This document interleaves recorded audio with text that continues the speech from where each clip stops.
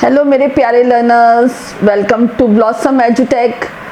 आज हम एक बहुत ही क्रूशियल टॉपिक को कवर करने वाले हैं जो हर साइंस की लेबॉरेटरी के लिए बहुत इम्पॉर्टेंट है, चाहे केमिस्ट्री लैब हो या फार्मेसी लैब हो या माइक्रोबायोलॉजी और बायोटेक्नोलॉजी लैब।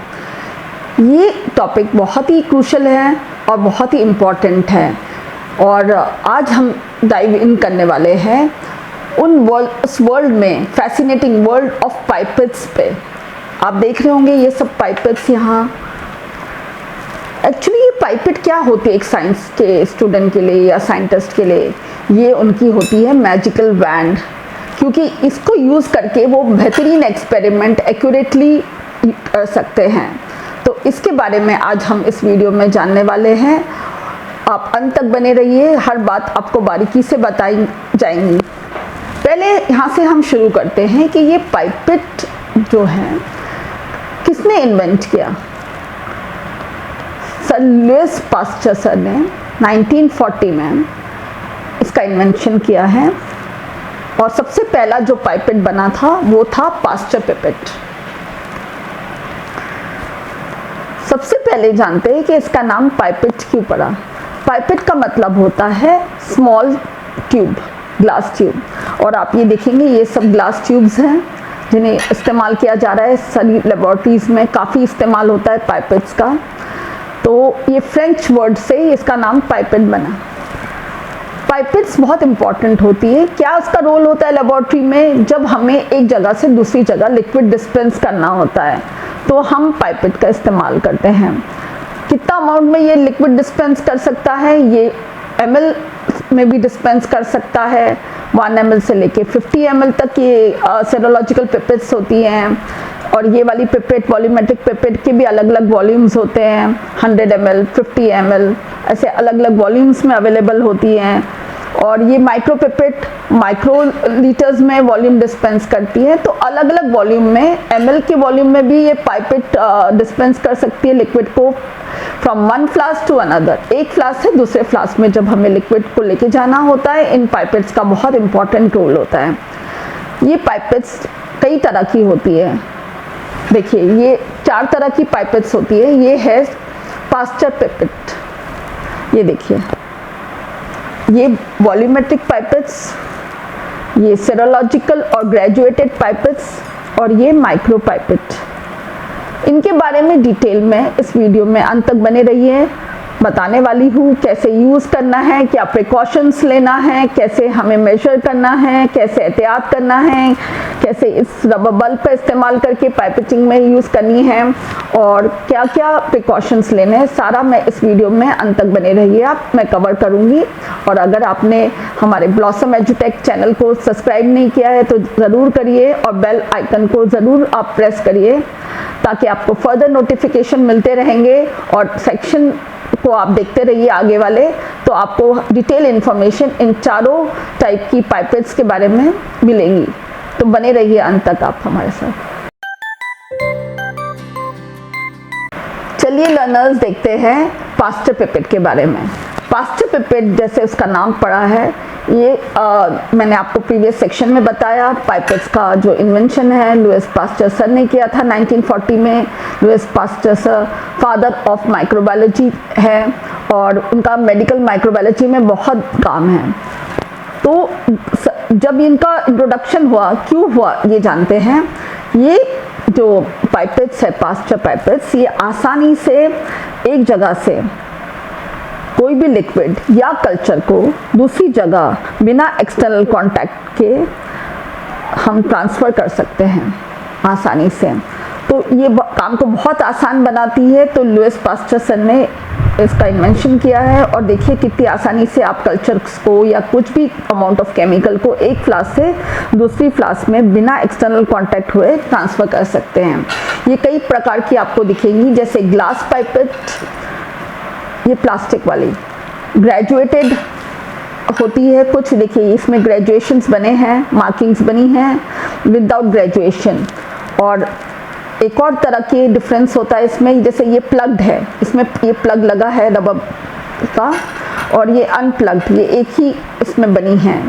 ये डिस्पोजेबल कैटेगरी की होती हैं और ये नॉन डिस्पोजेबल, इसको क्लीन करके हम रीयूज कर सकते हैं स्टेरिलाइज करके। तो ऐसे कई तरह के वेरिएशंस में पास्चर पिपेट अवेलेबल होती है। इनको आप कई कामों के लिए इस्तेमाल कर सकते हैं, केमिस्ट्री लैब में, माइक्रोबायोलॉजी लैब में, और छोटे छोटे काम आसानी से ये हमारे कर देती है। चलिए लर्नर्स देखते हैं वॉल्यूमेट्रिक पाइपेट के बारे में। वॉल्यूमेट्रिक पाइपेट ये मेजर करता है एक्यूरेटली और ट्रांसफ़र करता है। अगर हम देखना चाहेंगे कि कौन सी वाली सबसे एक्यूरेट टाइप की पाइपेट्स होती हैं तो ये वॉल्यूमेट्रिक पाइपेट्स होती है। इनका खास काम होता है केमिस्ट्री लैब्स में और एनालिटिकल लेबॉर्ट्रीज़ में। ये देखेंगे आप, ये पाइपेट्स को बेली पाइपेट्स भी कहा जाता है और पाइपेट्स विद द बल्ब भी कहा जाता है। देखिए ये बल्ब है बीच में। ये एक फिक्स क्वांटिटी ऑफ लिक्विड को एक फ्लास्क से दूसरे फ्लास्क में ट्रांसफ़र करने के लिए यूज़ होती है और वेरियस साइजेस में भी अवेलेबल होती है। वेरियस साइजेस इसके होते हैं जो इसमें अवेलेबल होती है 1 ml, 10 ml, 25 ml, 50 ml और 100 ml साइज में ये अवेलेबल होती है ये वाली वॉल्यूमेट्रिक पाइपेट्स।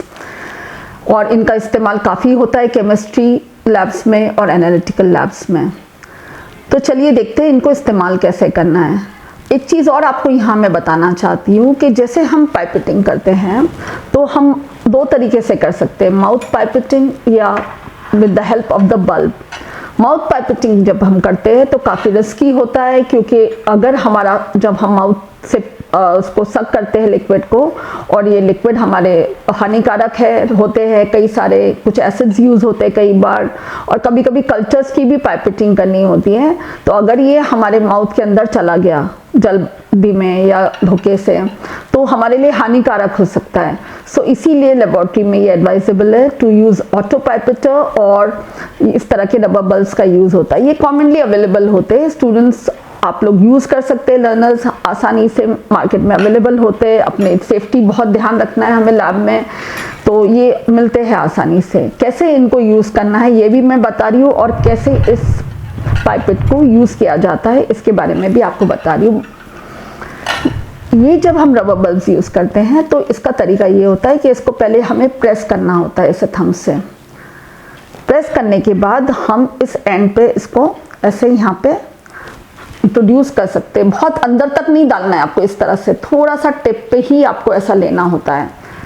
फिर हम इसको इसमें इस तरह से इंट्रोड्यूस करेंगे जिस लिक्विड को सक करना है, और धीरे धीरे हम हमारे जो थंब था उसको हम रिलीज करें। धीरे धीरे करना है, तेजी से करेंगे तो सारा लिक्विड ऊपर सक होकर बल्ब में भर जाएगा। बहुत ही स्लोली धीरे धीरे देखिए मैं रिलीज कर रही हूँ हल्का हल्का, और देखिए ये लिक्विड ऊपर सक हो रहा है। देखिए ये ऊपर आ गया। कितना ऊपर लेना है हमें देखिएगा आप, ये तो ऊपर तक जो हमारा मार्किंग है उससे हमें थोड़ा ऊपर लेना होगा। अब देखिए ये मार्किंग यहाँ है और थोड़ा ऊपर तक आपको इसको सक करना होगा। फिर थोड़ा आई लेवल तक यहाँ लाना है और इसको हल्का सा स्लोली रिलीज कर रहे हैं। हमें यहाँ ध्यान रखना है लोअर मेनिस्कस का। Lower meniscus should coincide with the line. काफ़ी ध्यान रखना है, आई लेवल पे ही दिख पाता है ये ठीक से क्लियरली आपको। अभी एक सेट हो गया मेनिस्कस, देखिए लाइन पे आप देख पा रहे होंगे। फिर ये मेजर हो गया है 10 ml। हम ये दूसरे कंटेनर में जहाँ इसे डिस्पेंस करना है टाइट्रेशन के दौरान या कोई भी प्रैक्टिकल के लिए, यहाँ पे हम इसको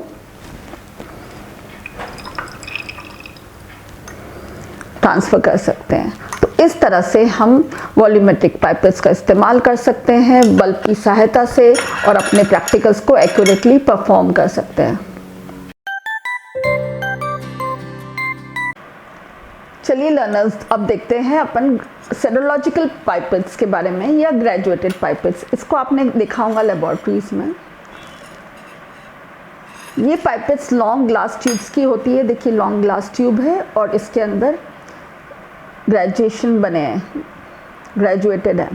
देखिए ये मार्किंग्स है, ये 2 ml की है तो ये मार्किंग्स है इसमें काफ़ी, और ये 1 ml वाली हैं। इन्हें कॉमनली सेरोलॉजिकल पाइपेट्स या ग्रेजुएटेड पाइपेट्स कहा जाता है। ये काफ़ी काम आती है जब हमें लिक्विड को एक जगह से दूसरी जगह डिस्पेंस करना होता है और वेरिएबल वॉल्यूम में करना होता है। Volumetric pipette fixed volume pipettes होती हैं और ये वाली वेरिएबल वॉल्यूम पाइपेट होती है। जैसे 1 ml करना है तो भी इसका इस्तेमाल हो सकता है, 0.5 ml करना है तो भी इसका इस्तेमाल हो सकता है, या 0.1 ml करना है तो भी इसका इस्तेमाल हो सकता है। नॉर्मली दिखती है बहुत ही सिंपल सी ग्लास ट्यूब और हर कोई सोचेगा कि क्या इसमें है बारीकी इस्तेमाल करने में, बट जब हम प्रैक्टिकल्स करते हैं एनालिटिकल या टाइट्रीमेट्रिक या हम क्वांटिटी डिटर्मिनेशन वाले प्रैक्टिकल्स करते हैं तो काफ़ी केयर लेनी चाहिए इसके इस्तेमाल के लिए, क्योंकि एक भी ड्रॉप कम ज़्यादा अगर हम लिक्विड का ले लेते हैं तो हमारे एक्सपेरिमेंट में एरर्स इंट्रोड्यूस होते हैं। तो आइए देखते हैं कि कैसे इनको सही तरीके से इसका इस्तेमाल होता है। अगेन यहाँ पे हम रबर बल्ब का यूज़ करने वाले हैं। यूज़ करने के दौरान और रबर बल्ब को प्रेस कर रहेंगे इस तरह से और इसके जो माउथ पे हल्का सा लगाएंगे और धीरे से हम रबर बल्ब को रिलीज़ कर रहे थंब को। ये लिक्विड राइस होना शुरू हो गया, एयर डिस्प्लेसमेंट हो रहा है और लिक्विड राइस हो रहा है। जब ये 0 के ऊपर आ जाएगा इसको हम यहाँ पे हटा देंगे रबर बल्ब को और आई लेवल पे लाके इसका लेवल मेंटेन करेंगे। Meniscus lower meniscus should coincide with the marking, the 0 mark. तो आप देखेंगे कि ये कोइंसाइड कर रहा है। अब जब हमें यहाँ ट्रांसफ़र करना है तो बहुत एहतियात करना है लर्नर्स। अब एक्सपेरिमेंट की रिक्वायरमेंट है कि हमें सिर्फ 0.1 ml चाहिए, तो हम इसको धीरे से यहाँ से रिलीज़ करेंगे और केयर लेंगे और 0.1 ml वाली मार्किंग पे जब लोअर मेनिस्कस आ जाएगा हम इसको कंट्रोल करेंगे। तो ये 0.1 ml ऑफ द लिक्विड हमने यहाँ ट्रांसफ़र किया है और ऐसे हम कोई भी क्वांटिटी ऑफ लिक्विड को एक जगह से दूसरी जगह ट्रांसफ़र आसानी से कर सकते हैं। ये जो सेरोलॉजिकल पिपेट है ये अलग अलग साइज़ में अवेलेबल होती है। 1 ml साइज़ में अवेलेबल है, 2 ml, 5 ml, 10 ml, 25 ml और 50 ml साइज़ में ये अवेलेबल होती है। एक चीज़ और यहाँ मैं आपको बताना चाहती हूँ कि ये सारे जो ग्लासवेयर्स हम यूज़ करते हैं फार्मेसी लैब में, केमिस्ट्री लैब में, बायोटेक्नोलॉजी लैब में, ये सारे बोरोसिलिकेट ग्लास से बनते हैं और काफ़ी कंपनीज इन्हें बनाती है। Borosil is one of the company that is making these glasswares और बहुत सारी कंपनीज़ के ग्लासवेयर्स ये अवेलेबल होते हैं। ये ग्लासवेयर की भी अलग अलग ग्रेड्स होते हैं। अगर आप फार्मास्यूटिकल लैब्स में जाना चाहते हैं, इंडस्ट्रीज़ में जाना चाहते हैं तो थोड़ा ये बात का ध्यान रखिए कि अलग अलग ग्रेड्स में ये ग्लासवेयर अवेलेबल होते हैं। इन ग्रेड से ये अंकित होता है कि इनकी एक्यूरेसी लेवल क्या है। जैसे खास करके फार्मास्यूटिकल लैब्स में और एनालिटिकल लैब्स में जहाँ एक्यूरेटली काम में लिया जाता है तो ए ग्रेड के ग्लासवेयर्स को यूज़ किया जाता है जिनकी एक्यूरेसी बहुत हाई होती है और प्रिसिशन भी हाई होता है। और नॉर्मल कॉलेजेस में और लेबॉर्ट्रीज़ में बी कैटेगरी के ग्लासवेयर्स यूज़ होते हैं जिनकी भी एक्यूरेसी होती है बट बहुत ही ओवर एक्यूरेट नहीं होते, इनका थोड़ा आगे पीछे हल्का सा हो सकता है। तो अलग अलग ग्रेड्स में ये ग्लासवेयर्स अवेलेबल होते हैं। इनकी प्रिकॉशंस लेना भी मैंने आपको सारे स्टेप्स बताए हैं। बने रहिए आगे तक तो आप देखेंगे कि अब माइक्रो पिपेट्स को हम कैसे इस्तेमाल करते हैं उसके बारे में नेक्स्ट सेक्शन में जानेंगे।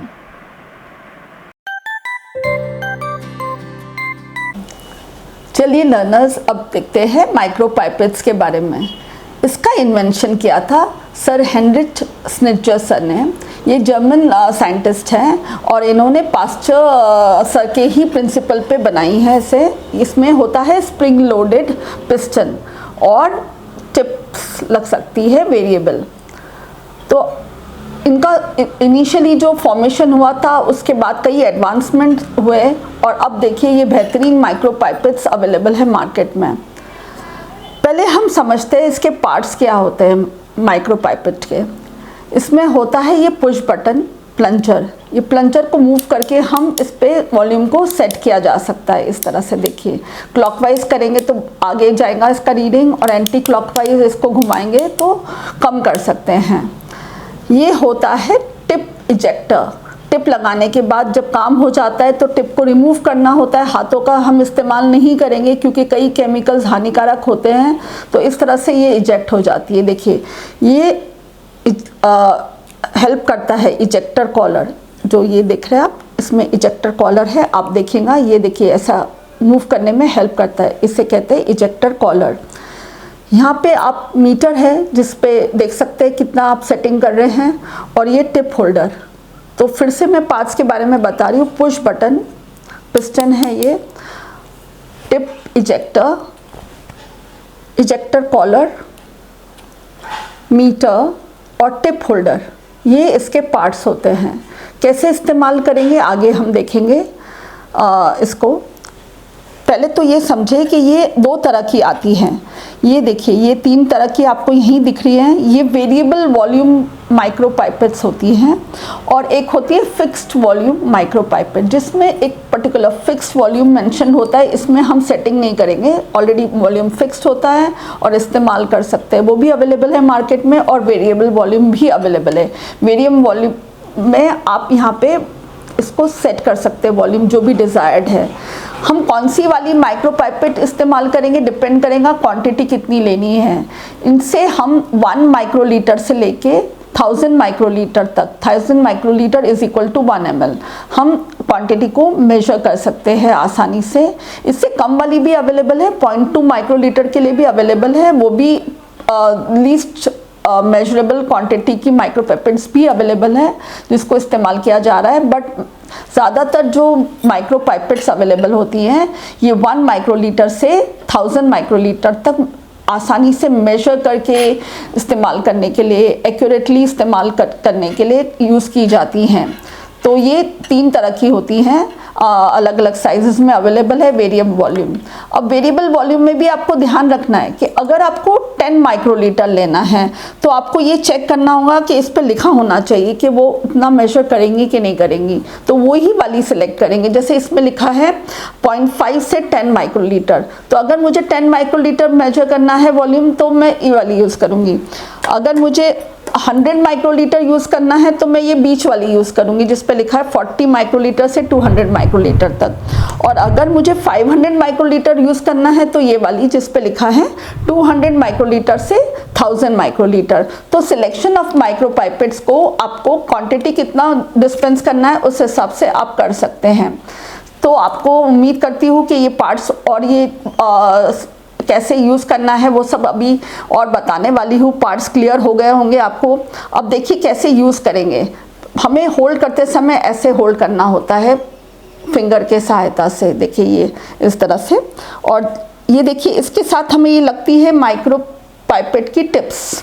ये बड़ी वाली टिप्स है, ये छोटी वाली और एक बीच वाली, ये अलग अलग तरह की टिप्स इसके लिए मिलती हैं। ये एक पैकेट में आएंगी, इसके साथ ये बॉक्स भी आपको लेना होगा जिसमें आप इसको अरेंज करके आसानी से इस्तेमाल करने के लिए यूज़ करते हैं। इसको जब हमें यूज़ करना है ऐसा होल्ड करना है और ये हम टिप को यहाँ पे ऐसा इसमें लगा देते हैं। और जो तरीके से इसको यूज़ किया जाता है अभी आप देखेंगे कि अब मुझे जैसे ये 500 माइक्रोलीटर लेना है तो मैंने इसको यहाँ पे प्लंजर की सहायता से ये सेट कर दिया है। ये जो प्रिंसिपल होता है माइक्रोपाइपेट का, ये होता है एयर डिस्प्लेसमेंट टेक्निक। इसमें ये पुश बटन है, जब ये बटन को पुश किया जाता है एयर डिस्प्लेस हो चुकी होती है। एयर डिस्प्लेस होने के बाद इसमें वैक्यूम क्रिएट हो गया है और जब मैं इसको रिलीज़ करूँगी ये लिक्विड देखिए एस्पायरेट हो रहा है। एस्पायरेट का मतलब होता है सक हो रहा है। तो देखिए ये सक होके आ चुका है, एक्यूरेटली आ गया है इसमें 500 माइक्रोलीटर।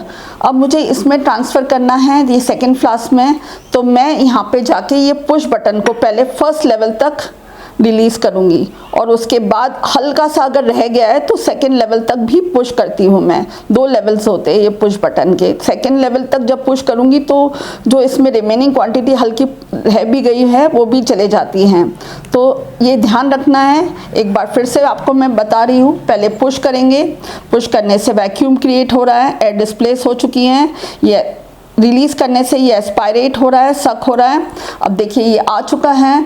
आने के बाद हम यहाँ पे इसको रिलीज़ करेंगे। पहले फर्स्ट पुश बटन तक जाएंगे और उसके बाद देखिए हल्का सा रह जाता है तो सेकेंड लेवल तक जाते हैं, तो ये पूरा के पूरा इसके अंदर रिलीज़ हो जाता है। तो ये उम्मीद करती हूँ आपको ये समझ आ गया होगा। ये पुश वाला सिस्टम इस तरह से इस मेजरमेंट करने के लिए यूज़ किया जाता है। मेजर करने के बाद अब हमें ये टिप की ज़रूरत नहीं है, दूसरी टिप लेनी है। तो बहुत सिंपल मेथड होता है। देखिए इसको ऐसे टिप इजेक्टर से पुश करके इसको निकाल दिया है और दूसरी वाली टिप को मैं इस तरह से इसमें लगा सकती हूँ।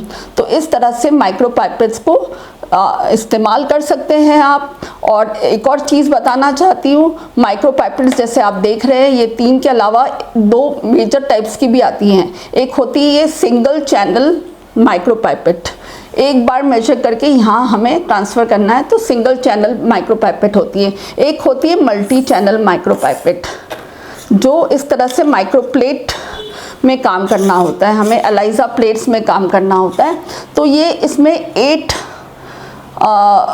× 12 वेल्स होते हैं।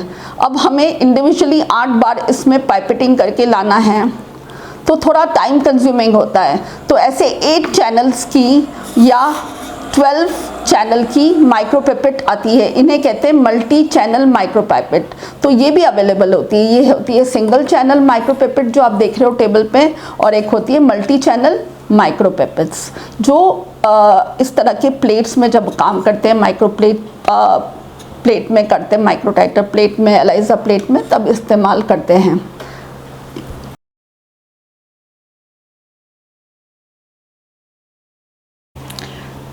उम्मीद करती हूँ मेरे लर्नर्स कि आपने काफ़ी सारा इन्फॉर्मेशन गैदर कर लिया होगा। ये चारों पाइपेट्स के बारे में मैंने बताया आपको ये वीडियो में, जो सेरोलॉजिकल पाइपेट्स और वॉल्यूमेट्रिक पाइपेट्स और माइक्रो पाइपेट्स और पास्चर पाइपेट्स, ये चारों ही पाइपेट्स आपको डेली एक्सपेरिमेंटेशन के दौरान लगनी ही है कहीं ना कहीं, और इनके बिना आप कोई भी प्रैक्टिकल को कंप्लीट नहीं कर पाएंगे। तो उम्मीद करती हूँ कि आपने इन्फॉर्मेशन काफ़ी सारी गैदर की होंगी और इसको यूज़ करेंगे तो आप पाइपेट्स का इस्तेमाल सही से कर पाएंगे।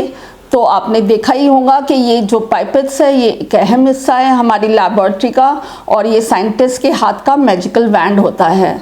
तो चलिए बने रहिए, आप जुड़े रहिए हमसे और ऐसी इन्फॉर्मेशन गैदर करते रहिए।